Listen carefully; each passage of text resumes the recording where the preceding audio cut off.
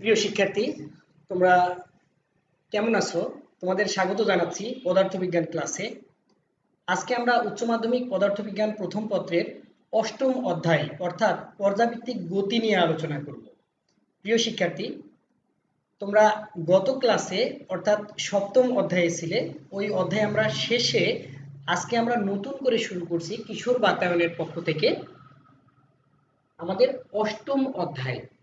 তো প্রিয় শিক্ষার্থী, তো অষ্টম অধ্যায়ের কি কি বিষয় নিয়ে আমরা আলোচনা করব সেটা আমরা একটু দেখে আসি। তাহলে চলো আমরা আমাদের স্ক্রিনটা একটু ঘুরে আসি। তোমরা নিশ্চয়ই স্ক্রিনটি দেখতে পাচ্ছ। হ্যাঁ, তোমরা চিত্রে কিছু ঘটনা দেখতে পাচ্ছ। তো কি কি ঘটনা দেখতে পাচ্ছ, এটা তোমরা কি বুঝতে পাচ্ছ, সেটা তোমরা চাইলে একটু কমেন্টে জানাতে পারো। হ্যাঁ, মেহেজাবিন রহমান বিভা বলছে আসসালামু আলাইকুম স্যার, কেমন আছেন? হ্যাঁ, আমি ভালো আছি। তার মানে তোমরা শুনতে পাচ্ছ। তাহলে তোমরা চিত্রে যে ঘটনাগুলো দেখতে পাচ্ছ সেগুলো তোমরা একটু কমেন্টে আমাকে জানাও যে তোমরা কি কি বুঝতে পারছো। কেমন? তো ঠিক আছে, আমি আমার সিস্টেম চেক করে নিলাম, সব ঠিক আছে। তাহলে দেখো, আমরা এখানে প্রথম যে চিত্রটি দেখতে পাচ্ছি তাহলে এটা পিস্টন। সকল ইঞ্জিনে কিন্তু এরকম পিস্টন থাকে, সেই পিস্টনগুলো আপ ডাউন করে এবং সেখানে জ্বালানি ক্ষয় হয়, মানে খরচ হয়, তারপরে সেখান থেকে শক্তি উৎপন্ন হয়, তাই না?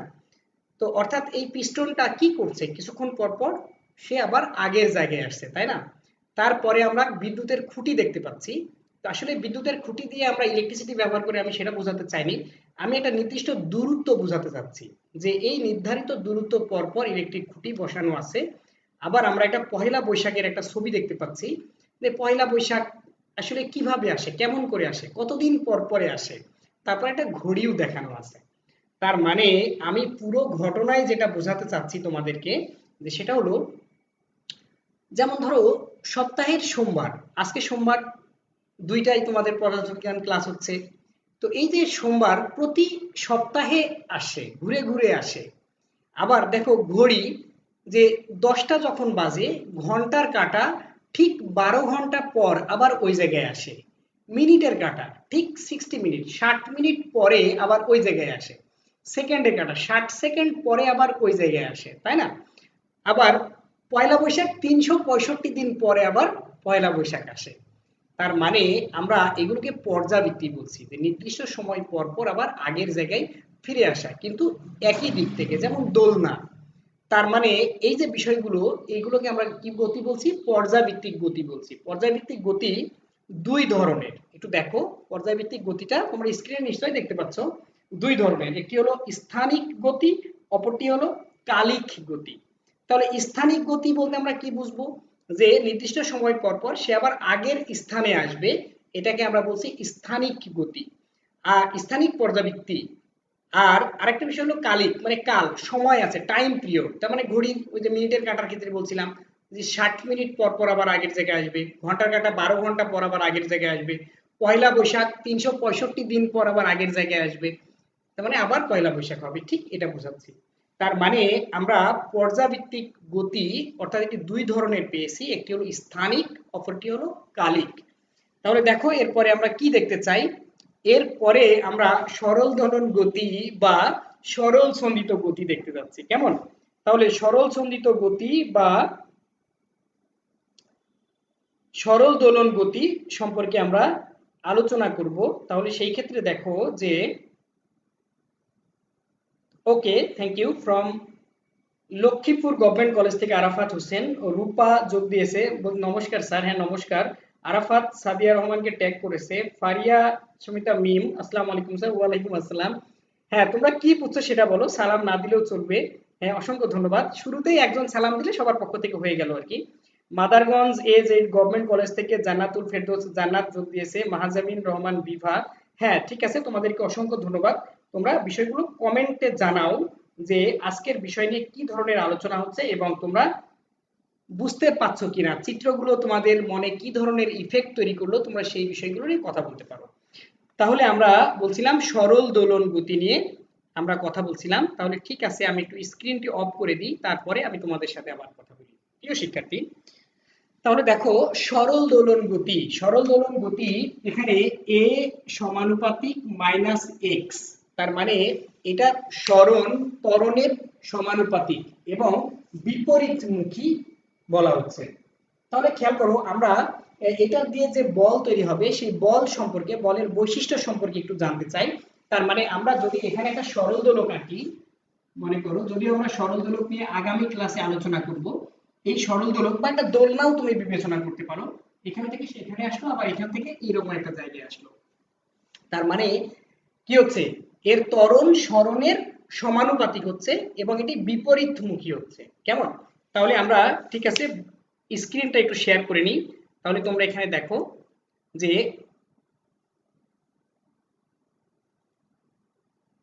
ওকে, এই সরল দোলন গতির ক্ষেত্রে এর যে বলের কি কি বৈশিষ্ট্য আছে সেগুলো তোমরা এক নজরে একটু দেখে নাও। এই বৈশিষ্ট্যগুলোর মধ্যে আছে এটি একটি পর্যাবৃত্ত বল, মানে এই বলটা পর্যাবৃত্ত, মানে আমরা পর্যাবৃত্ত নিয়ে আলোচনা করলাম পিস্টনের ক্ষেত্রে।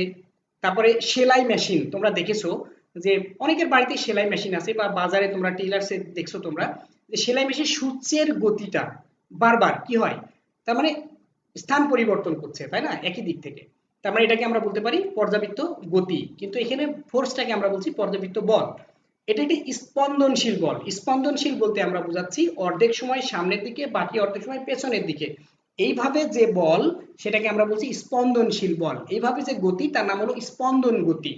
তারপরে যে কোনো সময় বলের মান সাম্যাবস্থান থেকে সরণের মানের সমানুপাতিক। তারপরে কি, বল সর্বদা একটি নির্দিষ্ট বিন্দু অভিমুখী। খেয়াল করো, এটা যখন এখানে যাচ্ছে তখন সে এই বিন্দুতে আসতে যাচ্ছে, আবার তখন এখানে যাচ্ছে তখন আবার এই বিন্দুতে আসতে যাচ্ছে। তার মানে এটি নির্দিষ্ট বিন্দু অভিমুখী। কেমন? আচ্ছা ঠিক আছে, তাহলে আমরা সরল দোলন গতির একটি সমীকরণ আছে, সেই সমীকরণটা আমরা একটু দেখে আসি। ঠিক আছে, আমি স্ক্রিনটা অফ করে রাখলাম। ওকে, তাহলে আমরা এর সমীকরণটি আমরা দেখব। তাহলে ত্বরণের সাথে বলের সম্পর্ক আছে, তোমরা জানো F সমান ma। তার মানে এটি তাহলে বলের ক্ষেত্রেও সমানুপাতিক।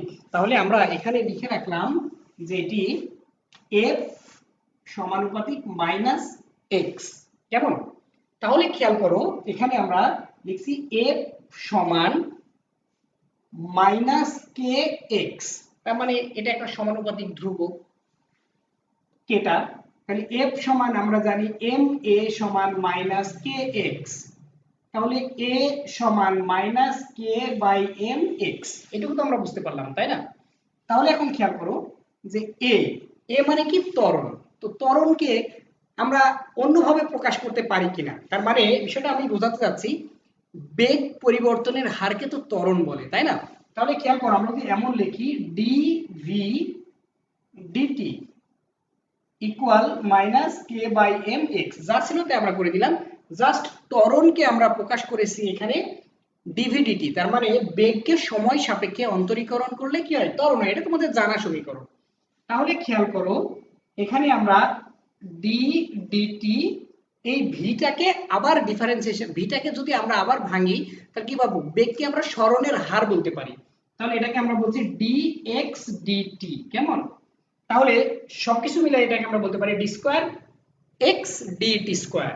তাহলে আমরা এভাবে লিখলাম d square x d t square equal minus k by m x. কেমন? তাহলে এখন খেয়াল করো যে আমরা এই সমীকরণটাকে, অর্থাৎ এই সমীকরণের রাশিটাকে আমরা লেফট সাইডে নিয়ে আসতে যাচ্ছি। D square x d t square plus k by m x equal zero. আমরা আরেকটা লাইন এখানে একটু লিখে রাখতে চাই, সেটি হলো D square x d t square plus omega square x equal zero. তার মানে ওমেগা স্কোয়ার সমান আমরা কাকে লিখেছি বলতো, ওমেগা স্কোয়ার সমান আমরা লিখেছি কে বাই এম। এটা আমরা একটু নোট রাখি এখানে, যে ওমেগা স্কোয়ার সমান আমরা লিখেছি কে বাই এম কে ওমেগা স্কোয়ার আমরা কাউন্ট করেছি, আমরা ধরে নিয়েছি। এটা আমাদের পরবর্তীতে লাগবে। তাহলে এই সমীকরণকে আমরা বলবো সরল সন্দিত স্পন্দনের ডিফারেনশিয়াল ইকুয়েশন। তাহলে ডিফারেনশিয়াল ইকুয়েশন আমরা পেয়েছি বা ডেরিভেটিভ ইকুয়েশন আমরা পেয়েছি d square x dt square, অর্থাৎ এক্স কে যদি দুইবার সময় সাপেক্ষে অন্তরীকরণ করা হয় তাহলে আমরা এই সমীকরণটি আমরা পাচ্ছি। তার মানে এই সমীকরণকে আমরা বলছি অন্তরীকরণের সমীকরণ। তো এই সমীকরণ থেকে আমরা সমাধান বের করার চেষ্টা করব। তোমাদের কি মনে আছে যে তোমরা 9-10 যখন তোমরা সমাধান করতে দ্বিঘাত উপপাদ্যের সমীকরণ থেকে যে সমাধানগুলো করতে ফাংশন ব্যবহার করে, যে আমরা তখন ধরে নিতাম যে এক্স এর একটা মান, এটা অবশ্যই ইচ্ছা করে ধরা যায় না, হিসাব নিকাশ করে রাফ করে ড্রাফট করে আমরা সেই মানটা ধরতাম, তারপরে উভয় পক্ষে যদি সেই মান বসানো হতো তাহলে মানটা শূন্য হতো, তখন আমরা বলতাম যে এটা স্যাটিসফাই করেছে, অতএব এটা এর সমাধান। তার মানে ঠিক আমরা এইরকম একটা রাশি এখানে ধরে নিচ্ছি, ধরে নিয়ে আমরা সমাধান করার চেষ্টা করব। তাহলে দেখো আমি এখানে ধরে নিলাম এই জায়গায় x সমান a sin omega t plus del, এই রাশিটা আমরা ধরে নিলাম। কেমন? হ্যাঁ, x equal a sin omega t plus del, এটা ধরে নিলাম। তো এই রাশিটাকে যদি আমরা দুইবার ডিফারেন্সিয়েশন করি এবং এর লেফট সাইডের মানটা যদি রাইট সাইডের মানের সমান হয়, তখন আমরা বলবো যে হ্যাঁ ঠিক আছে, আমার এটা ধরা ঠিক আছে। তাহলে দেখো আমরা এর অন্তরীকরণ করা শুরু করি। তাহলে d dt x, কেমন? তাহলে সময় সাপেক্ষে আমরা অন্তরীকরণ করছি। তাহলে এই পাশে কি হবে? a sin কে যদি আমরা অন্তরীকরণ করি, ডিফারেন্সিয়েশন করি, তাহলে কি হয়? cos, সূত্র। তাহলে a cos থিটা, ওটাকে আমরা থিটা ধরছি, ওমেগা টি প্লাস ডেল। তাহলে খেয়াল করো যে ওমেগার সাথে আবার টি আছে, তার মানে এটাকে আবার ইউভি এর সূত্র করতে হবে। তার মানে টিটা 1 হবে, তার মানে ওমেগা থাকবে, তার মানে ওমেগাটা আমরা সামনে লিখে দিলাম। কেমন? তো এটাকে আমরা আরেকবার ডিফারেন্সিয়েশন করব, তাহলে হবে d square x dt square বা d square dt square of x equal, এটাকে আমরা অন্তরীকরণ করছি। খেয়াল করো ওমেগা এ cos কে যদি আমরা ডিফারেন্সিয়েশন করি, এর সূত্র হলো মাইনাস সাইন থিটা। তাহলে minus sine omega t plus del, এটা তো থিটা পুরোটা, যেহেতু এখান থেকে একটা ওমেগা আসবে আগের মতো, তাহলে এই ওমেগা স্কয়ার। কেমন? এখন খেয়াল করো এ sign omega t plus del, এ sign omega t plus del, এইটুকু কিসের মান? আমরা x ধরেছি, তাহলে এইটুকু সমান আমরা x লিখতে পারবো। তাহলে আমরা লিখে দিলাম এখানে ডি স্কয়ার এক্স ডি টি square equal minus omega square x. এটাকে আমরা বুঝতে পারলাম। জাস্ট এখানে অন্তরীকরণের একটা সূত্র অ্যাপ্লাই করা হয়েছে, সেটা হলো সাইন থিটাকে ডিফারেন্সিয়েশন করলে cos থিটা, আমরা পেয়েছি cos, আর cos কে ডিফারেন্সিয়েশন করলে মাইনাস সাইন, আর কিছু নাই। আচ্ছা, তো আগের আমাদের যে সমীকরণ ছিল, এই মূল সমীকরণের লেফট সাইডে d square x dt square, এই জায়গায় আমরা মাইনাস ওমেগা স্কয়ার মানটা আমরা বসাতে চাই। তাহলে এখানে আমরা দেখি হিসাব করে কি হয়। আমার এই সমীকরণে লেফট সাইড, অর্থাৎ লেফট সাইড আমি লিখে নিলাম, তাহলে d square x dt square equal minus omega square x, তার সাথে ছিল প্লাস ওমেগা স্কয়ার এক্স। তাহলে মানটা কি হবে? মাইনাস প্লাস, তো বুঝতে পারছো শূন্য। তার মানে দিস ইজ রাইট সাইডের সাথে মিলে গেছে, তাহলে left side equal right side, তার মানে আমার সমীকরণ স্যাটিসফাই হয়েছে, সিদ্ধ হয়েছে। তাহলে আমরা বলতে পারবো কি x equal a sin omega t plus del এই সমীকরণের সরল দোলন গতির একটি ফাংশন, তার মান আমরা সমাধান করে বের করেছি। তো এখন আমরা এই সমীকরণ থেকে বেগের মান বের করতে চাই। তাহলে কি হবে? আমি একটু মুছে দিয়ে এগুলো, আমার যে অংশটুকু লাগবে সেটুকু রেখে দিচ্ছি আমি। খেয়াল করো আমার ওমেগা স্কয়ারের মানটা আমি লিখেছিলাম, একটা মান ধরে নিয়েছিলাম, সেজন্য আমি এই মানটা রেখে দিচ্ছি। তাহলে এখন আমরা বেগ বের করতে চাই। বেগ আমরা ফাংশন যেটি আমরা ধরে নিয়েছি সেই মানটাও আমরা বোর্ডে রেখে দিচ্ছি। ফাংশনটা কি ছিল? মানটা কি ছিল? x ইকুয়াল, আমি এটা এই পাশে লিখে রাখলাম, x equal a sin omega t plus del. কেমন? ওকে, এটা আমি মুছে দিই এখন। ওকে, তাহলে খেয়াল করো আমরা এখান থেকে বেগের মান বের করতে চাচ্ছি। তাহলে আগে আমাদের সমীকরণটা কেমন ছিল? সমীকরণটা এইরকম ছিল, D D square T D T square x plus omega square x equal 0, তাই না? তো এখন খেয়াল করো এক্স, সরি, হ্যাঁ ঠিক আছে, ডি স্কয়ার এক্স। কেমন? আচ্ছা, এক্সটা আমি এখানে লিখে দিই, তাহলে বুঝতে আরো সুবিধা হবে। ওকে, তার মানে এক্স কে দুইবার ডিফারেন্সিয়েশন করা হয়েছে, তার মানে সরণকে যদি আমরা একবার ডিফারেন্সিয়েশন করি তাহলে কি পাবো? বেগ পাবো, কেননা সরণের হার বেগ। আর বেগকে যদি আরেকবার ডিফারেন্সিয়েশন করি তাহলে কি পাবো? ত্বরণ পাবো। তাহলে তোমরা এইটুকু দেখো তো বুঝতে পারো কিনা, আমি যদি এমন লিখি dv dt plus omega square x equal 0, এটা ঠিক আছে কিনা তোমরা একটু আমাকে কমেন্টে জানাও। সেই পর্যন্ত আমি একটু দেখে নিই যে তোমাদের কি অবস্থা, তোমরা কারা কারা আমার সাথে আছো এবং তোমাদের কোনো সমস্যা হয়েছে কিনা আমি একটু দেখে আসি। হ্যাঁ প্রিয় শিক্ষার্থী,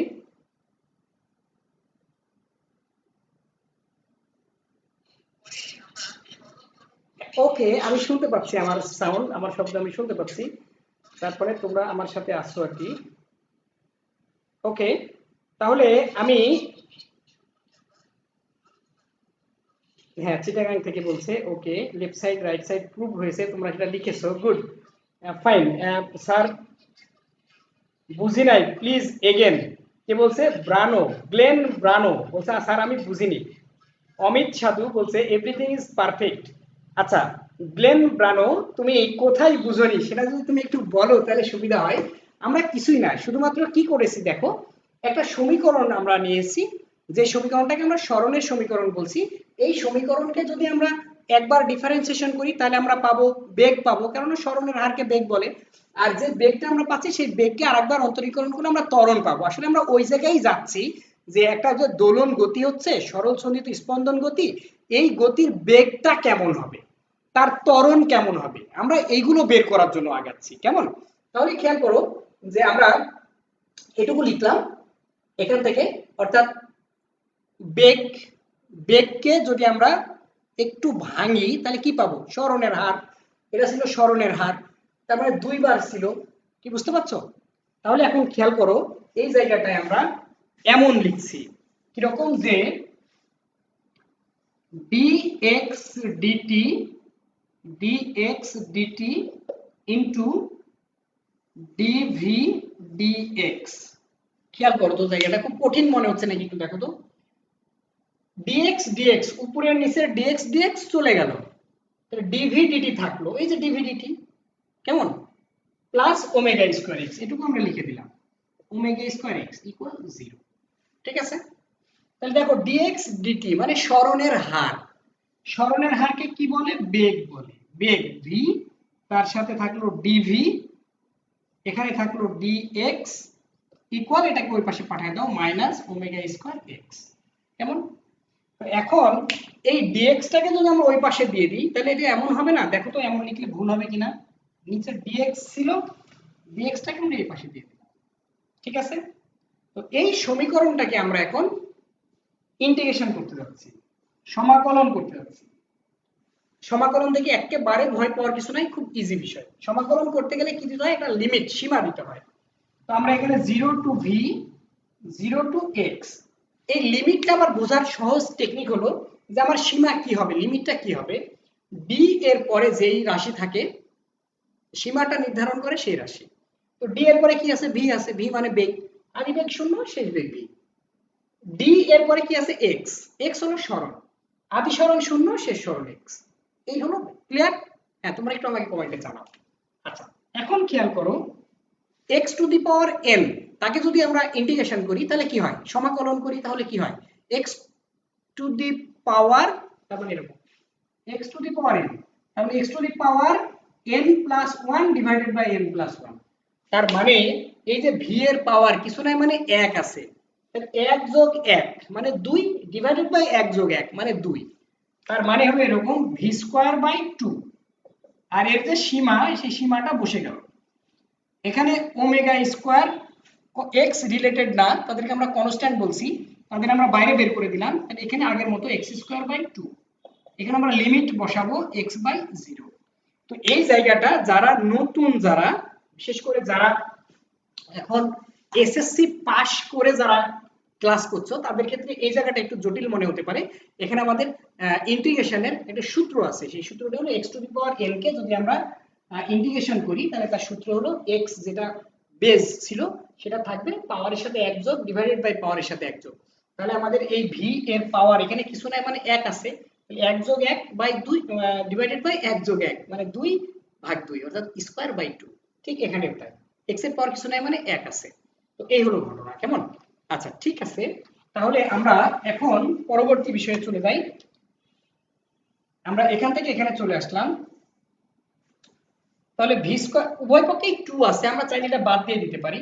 তো ভি স্কয়ার উপরের সীমা মাইনাস নিচের সীমা, আমি একটু ভেঙেই করলাম, V square minus 0 square equal, আচ্ছা ইন্টিগ্রেশন করলে এর সাথে প্লাস সি একটা কনস্ট্যান্ট আমরা দিয়ে নিলাম, কেমন? তো সমান minus omega square x square minus 0 square plus c, আর উভয় পক্ষে 2 আমরা বাদ দিয়ে দিলাম, কেমন? তাহলে এখানে কি হলো, ভি স্কয়ার সমান 0 স্কয়ার তো বাদ চলে গেল, minus omega square x square plus c. তো এটাকে আমরা একটা সমীকরণ দিই, মনে করো আমরা 1 নাম্বার সমীকরণ দিলাম। তাহলে আমরা একটু হিসাব করে দেখতে চাই যে বিষয়টা কি হবে। সেটা হলো, এটা যদি সরলদোলকের ক্ষেত্রেই হতো বা দোলনার ক্ষেত্রে হতো, এটা এখান থেকে যখন এইরকম একটা জায়গায় যেত, সর্বোচ্চ জায়গায়, অর্থাৎ সর্বোচ্চ জায়গায় যখন যেত, তার মানে এর এই যে x যেটা আমরা এটাকে বিস্তার বলছি, বিস্তার সরণটাকে বিস্তার যখন সর্বোচ্চ পরিমাণ হতো, অর্থাৎ এখানে যখন আসতো বস্তুটা, এখান থেকে আবার ঘুরে তো এখানে যেত, তাই না? তো এই বিস্তারটা যখন a অর্থাৎ সর্বোচ্চ, এই পর্যন্ত দূরত্বকে আমরা সর্বোচ্চ বলছি, ওই জায়গায় কিন্তু তার বেগটা শূন্য। খেয়াল করো, যদি বেগ যখন ও যাচ্ছে তখন তো বেগটা তো কমতে থাকে, যদি বেগটা না কমতো তাহলে তো যেতেই থাকতো। কি বোঝা গেল? তার মানে এই প্রান্তে লাস্ট প্রান্তে বেগটা শূন্য, তার মানে ভি যখন শূন্য, ভি যখন শূন্য তখন এটা হলো এ, অর্থাৎ এক্সটা হলো এ, বিস্তার এ প্লাস সি। তাহলে খেয়াল করো এখন আমরা কি করতে যাচ্ছি এই জায়গাটায়, তাহলে আমার এখানে সিটাকে আমি এর পাশে নিয়ে আসি, সি সমান মাইনাস ওমেগা স্কয়ার এ, মাইনাস তো থাকবে না কারণ সি এর একটা মাইনাস থাকবে, উভয়পক্ষের মাইনাস বাদ গেল, সি সমান ওমেগা স্কয়ার এ। তো আমরা 1 নম্বর সমীকরণে সি এর মানটা বসাতে চাই, তাহলে 1 নম্বর সমীকরণে আমরা বসাই ভি স্কয়ার সমান minus omega square x square plus c, c মানে হলো omega square a, omega square a, a কেন, এর তো স্কয়ার ছিল তো স্কয়ার দিতে হবে। আচ্ছা তাহলে এখানে কি হবে, মাইনাস, আচ্ছা প্লাস অংশটাকে সামনে নিয়ে আসি, omega square a square minus omega square x square কি সমান ভি সমান, তো যদি আমরা এখানে ওমেগা কমন নিই, ওমেগা স্কয়ার কমন নিলাম, এটা ভি স্কয়ার সমান a square minus x square, তাহলে ভি সমান কি হবে, ভি সমান রুট করে দিলাম omega root over a square minus x square. এই সমীকরণটা আমাদের জন্য খুব গুরুত্বপূর্ণ, আসলে এই সমীকরণটা নেয়ার জন্যই আমাদের এত কিছু করা, এই বেসিক বিষয়টা আমরা বোঝার জন্য যে কিভাবে বেগের রাশিমালাটা আসতে পারে, বেগ কিভাবে আমরা বের করতে পারি, সেটার জন্য আমাদের এত কিছু করা। তাহলে আমরা কি করেছি, শুধুমাত্র আমাদের যে সমীকরণটি ছিল x সমান, সেই সমীকরণটাকে আমরা কি করেছি, শুধুমাত্র ডিফারেন্সিয়েশন করার জন্য, অর্থাৎ ভেঙে তারপরে আমরা সেটাকে আবার ইন্টিগ্রেশন করেছি, ইন্টিগ্রেশন করে সেখান থেকে আমরা রাশিমালা বেগের মান পেয়েছি। এখন খেয়াল করো আমাদের আরো কিছু কাজ আছে, বেশ কিছু কন্ডিশনের জন্য কাজ আছে, সেটা কি, আচ্ছা আমি একটু দেখে নিই যে তোমাদের কারো কোনো প্রশ্ন আছে কিনা এই পর্যন্ত। হ্যাঁ কি বলছো, তোমাদের কোন, হ্যাঁ বলছে ঠিক আছে, একটু বলছে নেটের প্রবলেম, আচ্ছা okay good fine okay thank you. আচ্ছা তাহলে আমরা এটা থেকে কি কি বিশেষ কেস অর্থাৎ স্পেশাল কেস আমরা বের করতে পারি সেটা আমরা একটু দেখার চেষ্টা করব। তাহলে দেখো আমরা কি করছি এখানে,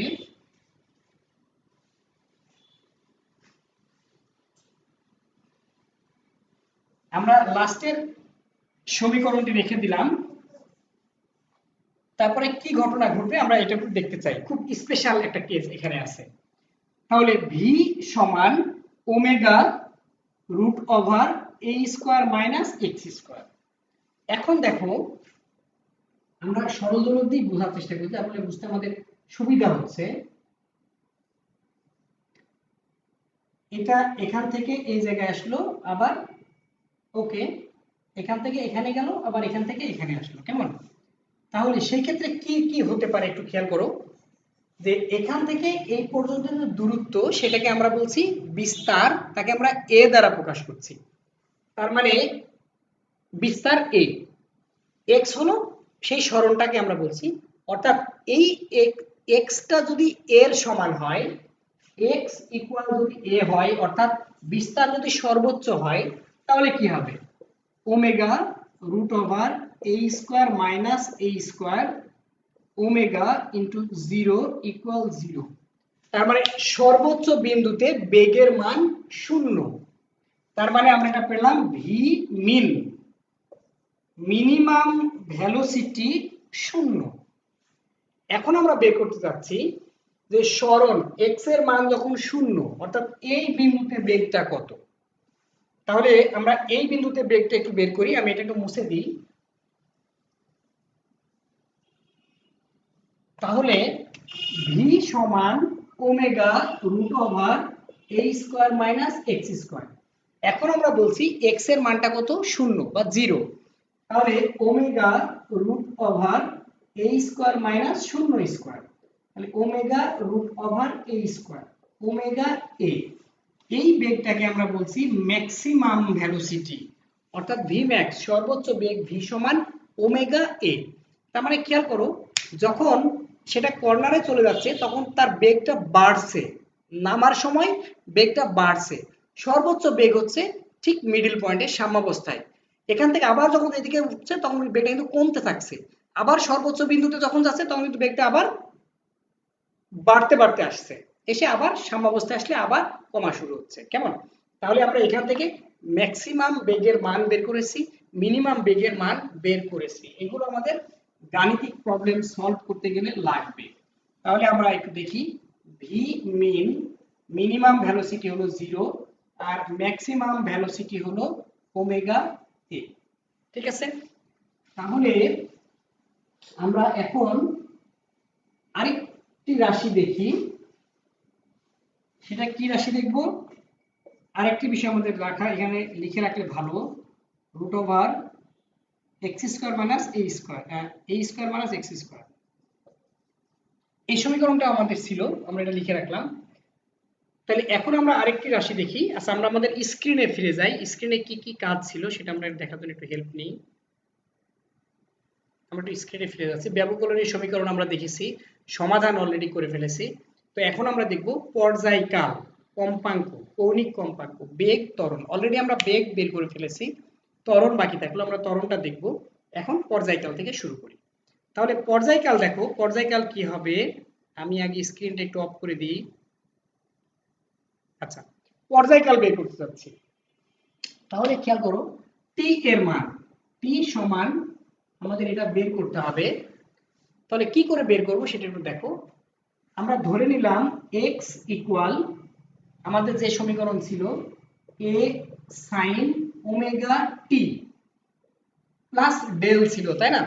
তো টি এর মানটা আমরা ধরে নিলাম twice pi by omega second পর পর এর মানটা পরিবর্তন হয়। তো কিভাবে হয় সেটা আমরা একটু দেখেছি। তাহলে টি সমান আমরা মানটা ধরে নিলাম 2 পাই বাই ওমেগা। তাহলে ঘটনাটা কি হলো, a sin omega t plus del, plus del, এই হলো আমার মূল সমীকরণ। তার মানে আমরা এই সমীকরণটা ওখানে লিখলাম, a sin, একটু খেয়াল করো জটিল মনে হতে পারে, x equal a sin omega t plus del. আমরা লিখেছি x equal a sin omega t del, সবই ঠিক আছে। টাইমটা একটু বাড়াই নিলাম, যে টি এর মান মনে করো আগে 1 সেকেন্ড ছিল, এখন আমরা 0.5 বাড়াই দিলাম, যে 0.5 সেকেন্ড পরে কি হতে পারে। তার মানে এটা এরকম হচ্ছে, এরকম হচ্ছে, এটা কি হবে, কতটুকু হবে, আমরা সেটা বের করার চেষ্টা করছি। তার মানে দোলনা এভাবে যাচ্ছে এখানে, তার মানে আমরা মনে করো হিসাব করে নিলাম পর্যায়কাল, তো এখান থেকে এই পর্যন্ত গেল, আবার ফিরে আসলো, যে টাইম লাগলো সেই টাইমের সাথে আমরা আর একটু 0.1 সেকেন্ড বাড়াই দিলাম, বাড়াই দিলেও আবার এখানে যাইতো, মনে করো 0.2 সেকেন্ড বাড়াই দিলাম, এখানে যাইতো। তো এইরকম একটু বাড়াই দিয়ে দেখলাম যে টাইমটা আমরা একটু এক্সটেনশন করলাম, সেই টাইমটুকু কত, 2π/ω, এটুকুই, এর বাইরে আর কিছু করিনি আমরা। তাহলে x equal a sine omega t, আমরা গুণ করে দিচ্ছি, প্লাস ওমেগা ওমেগা কেটে গেল, টুয়াইস পাই প্লাস ডেল। তাহলে সাইন টুয়াইস পাই মানটা ঘুরে আসবে, a sine omega t plus del থাকবে। তার মানে খেয়াল করো আমার সমীকরণ কিন্তু 2π/ω টাইম যদি আমরা বেশি নিই তাহলে ও আবার ঠিক আগের জায়গায় ঘুরে আবার আগের জায়গায় চলে আসলো। তার মানে আমার পর্যায়কাল t সমান টুয়াইস π/ω। তাহলে ওমেগা সমান আমরা কত ধরেছিলাম, √k/m। তাহলে এখানে আমরা লিখলাম টুয়াইস π/ω √m/k। এই সমীকরণটাও আমাদের লাগবে। কেমন, এই পর্যায়কালের সমীকরণটি আমাদের প্রয়োজন হবে। তো আমরা এখানে একটু লিখে রাখি যে সমীকরণটা আমরা বের করলাম, t সমান টুয়াইস পাই √m/k। ঠিক আছে, তো আমরা একটু স্ক্রিনে ফিরে যাই, আমাদের কি দেখার কথা একটু দেখো। কম্পাঙ্ক, কম্পাঙ্ক মানে কি, f, তাই না? f সমান 1/t, কম্পাঙ্ক f সমান 1/t। তাহলে t সমান আমরা বের করলাম কি, এটা আমরা বের করে ফেলেছি, t সমান টুয়াইস π/ω আমরা বের করেছিলাম, t সমান টুয়াইস π/ω, এই সমীকরণটিও আমরা বের করেছিলাম। তাহলে এখানে আমরা লিখব 1/টুয়াইস π/ω, তার মানে ω/2π, এই মানটা গেল কম্পাঙ্কের মান। তারপরে আমরা আর কি বের করব একটু দেখি, আমরা ফিরে যাই আমাদের স্ক্রিনে, স্ক্রিনে ফিরে গেলাম, ত্বরণ বের করবো আমরা, ত্বরণ। আচ্ছা ত্বরণটা আমরা আগে বের করে আসি। তাহলে ত্বরণ বের করতে গেলে আমাদের বোর্ডে একটু হিসাব নিকাশ করতে হবে। ওকে, আমরা বোর্ডটা ক্লিয়ার করে দিলাম। ঠিক আছে, তাহলে আমরা ত্বরণ বের করতে চাই। তো খেয়াল করো আগে আমাদের বেগ v সমান ছিল ওমেগা a, তাই না? এই যে আমরা বের করেছি বেগ v সমান ওমেগা a। তাহলে ওমেগা a, a সমান আমরা লিখেছিলাম a সমান, খেয়াল করো তো এখানে a সমান আমরা কিছু লিখতে পারবো না, লিখতে পারবো তো? আচ্ছা আমরা একটু আরেকটু ভেঙে করি। বেগ মানে হলো d dt x, সরণের হার হলো বেগ। তাহলে v সমান d dt x, x মানে হলো a sin omega t plus del. ঠিক আছে, মানে অনেক সমীকরণ নিয়ে কাজ তো আসলে, মানে আমি নিজেও বোরিং ফিল করছি। তোমরা যদি সামনাসামনি থাকতে তাহলে আমি তোমাদের বলতাম যে তোমরা এখন এটার ডিফারেন্সিয়েশনটা করো, করে তোমরা আমাকে দেখাও। তো তোমরা চাইলে এই কাজটা এখন তোমরা খাতায় করে ফেলতে পারো, যে এটার ডিফারেন্সিয়েশনটা একা একা করে তোমরাও করলা আমিও করলাম, তখন তোমরা মিলিয়ে নিলে, তাহলে এটা ভাইস ভার্সা হয় আর কি, পরস্পরের পরিপূরক হয়।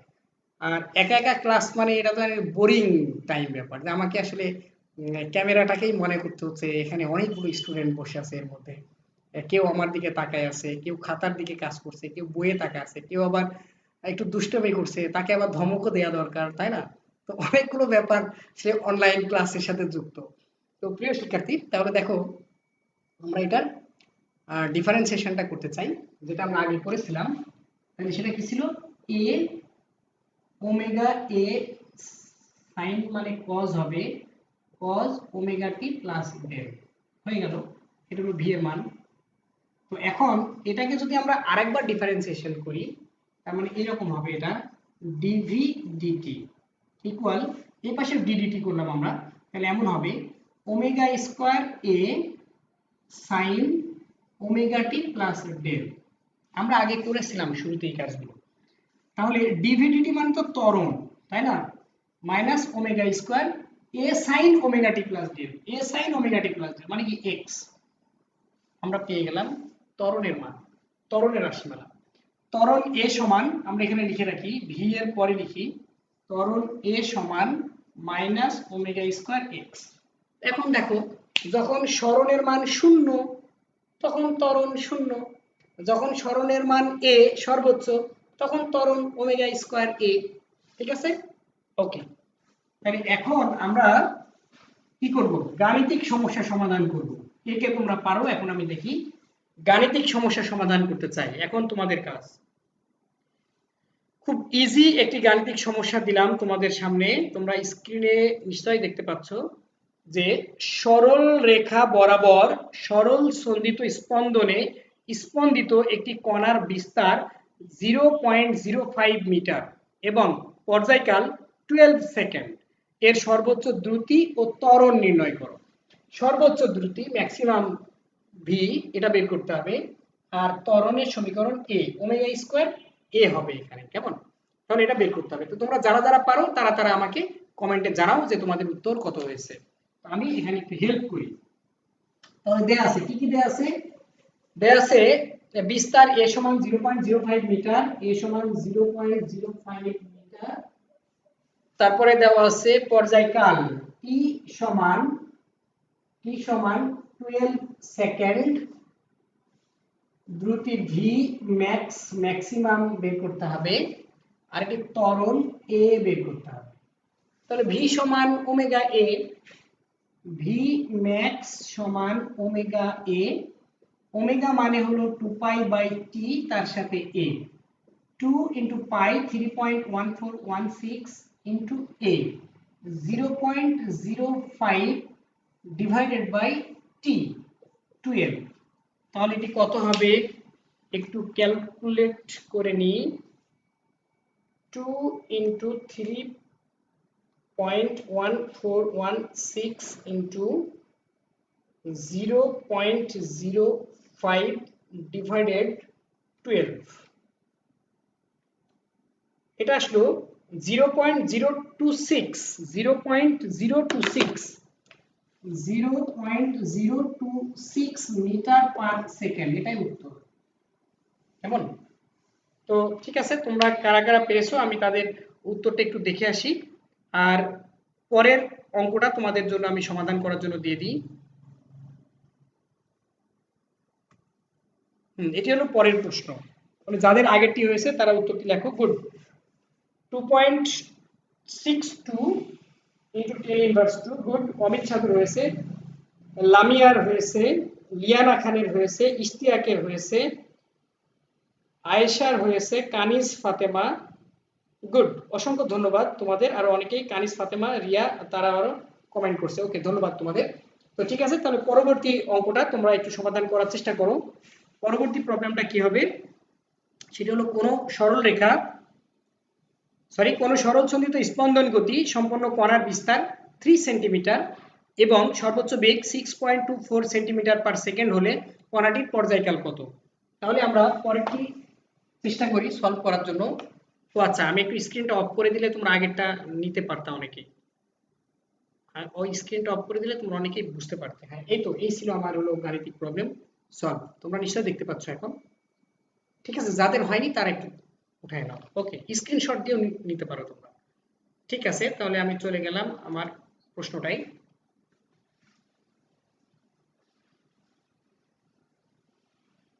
কি কি দেয়া ছিল এখানে দেখো, যে বিস্তার 3 সেন্টিমিটার, তাহলে বিস্তার a ইকুয়াল 3 সেন্টিমিটার, মানে 3 ইন্টু 10 ইনভার্স 2 মিটার। তোমরা যদিও দেখতে পাচ্ছ না, আমি স্ক্রিনটা উঠাই দিচ্ছি। বেগ v ইকুয়াল ছিল 6.24 সেন্টিমিটার পার সেকেন্ড, এটাকে মিটার পার সেকেন্ড করতে হবে, into 10 inverse 2 metre per second, আর বের করতে হবে পর্যায়কাল t ইকুয়াল হোয়াট। তো ঠিক আছে, তাহলে এই ছিল আমাদের ডাটা। এখন তোমরা দেখো এখানে, তো আমরা কি কি সূত্র করব, এখানে t এর মান বের করতে হবে। তো আমরা জানি v সমান ওমেগা a, ওমেগা মানে হলো 2 পাই বাই t, a থাকলো, v সমান আমাদের এখানে t এর মান বের করতে হবে, t সমান twice pi a divided by v। তাহলে 2 ইন্টু 3.1416 ইন্টু এর মান হলো 3 ইন্টু 10 ইনভার্স 2, ভি এর মান হলো 6.24 ইন্টু 10 ইনভার্স 2। এটাকে যদি আমরা ক্যালকুলেশন করি তাহলে কত হবে একটু দেখে নিই।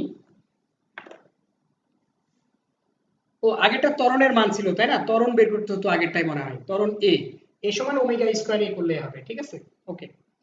আচ্ছা তাহলে এখানে হলো 2 into 3.1416 into 3 into 10 inverse 2 divided 6.24 into 10 inverse 2, এটা হলো 3 সেকেন্ড, 3 পুরোপুরি 3 সেকেন্ড। এটাই হলো আমাদের উত্তর। তো প্রিয় শিক্ষার্থী, এখন দেখি তোমরা কারা কারা আমার সাথে আছো।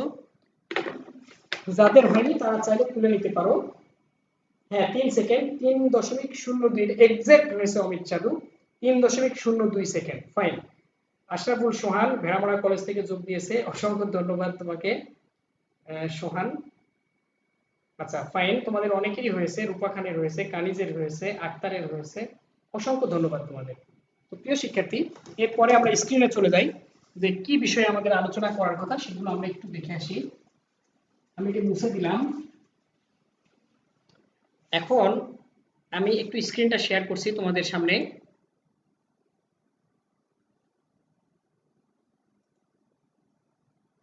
আজকে আমরা কি কি বিষয় নিয়ে আলোচনা করলাম সেই বিষয়গুলো নিয়ে একটু কথা বলতে হবে। তো তোমরা কি পারবে আজকে আমরা কি কি বিষয় নিয়ে আলোচনা করেছি সেইগুলো একটু বলতে? তো আমি স্ক্রিনটা শেয়ার করি তোমাদের সামনে, তাহলে তোমরা অনেকেই ধরতে সুবিধা হবে। আজকে আমরা প্রথমেই শুরু করেছিলাম এখানে যে পর্যায়ভিত্তিক গতি দিয়ে, আমাদের লেকচার 1 পর্যায়ভিত্তিক গতির। আর আমরা এরপরে কিছু চিত্র দেখিয়েছিলাম তোমাদের, সেই ক্ষেত্রে পিস্টন কি ঘটনা ঘটছে সেটা আমরা বলেছিলাম। কারেন্টের খুঁটি নির্দিষ্ট মিটার দূরত্ব পরপর দেয়া আছে। পহেলা বৈশাখ প্রতি বছর ঘুরে ঘুরে আসে, 365 দিন পর পর আসে। ঘড়ির কাঁটা, ঘন্টার কাঁটা 12 ঘন্টা পর ওই জায়গায় আসে, মিনিটের কাঁটা 60 মিনিট পর ওখানে আসে, সেকেন্ডের কাঁটা 60 সেকেন্ড পর ওখানে আসে। এগুলো আমরা তোমাদের বলেছিলাম, যেগুলো নিয়ে আসলে আমরা পর্যায়ভিত্তিক গতি নিয়ে আলোচনা করছিলাম। এই পর্যায়ভিত্তিক গতি দুই ধরনের, স্থানিক এবং কালিক। স্পন্দন গতি নিয়ে আলোচনা করেছিলাম যে অর্ধেক সময় সামনের দিকে, বাকি অর্ধেক সময় পেছনের দিকে এভাবে চলতে থাকে, তাকে আমরা স্পন্দন গতি, সরল দোলন গতি বলি। এটার ত্বরণ সরণের সমানুপাতিক এবং বিপরীতমুখী। তার সাথে এই বলের কি কি বৈশিষ্ট্য আছে সেগুলো আমরা বলেছিলাম, 2 মার্কের প্রশ্নের জন্য এগুলো গুরুত্বপূর্ণ। তারপরে আমরা সরল দোলন গতির ব্যবকলনীয় সমীকরণটি আমরা বের করেছিলাম, যে কিভাবে সমীকরণটি আসে।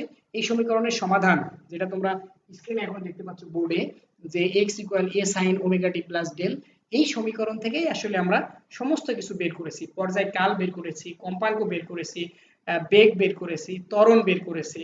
তারপরে এই সমীকরণ থেকে আমরা 2টা গাণিতিক সমস্যার সমাধান করেছি আজকে। প্রিয় শিক্ষার্থী, আমি একটু স্ক্রিনটা অফ করে